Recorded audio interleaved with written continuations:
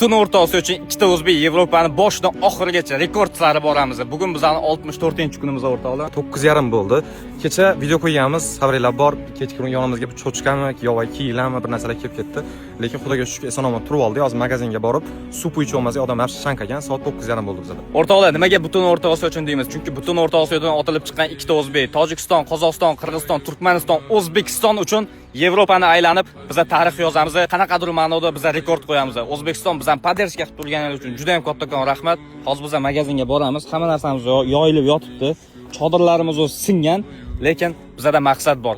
Kecha mana shu uy egasi, ana, bratni ko'ryapsizlarmi? O'zi chiqib olgan.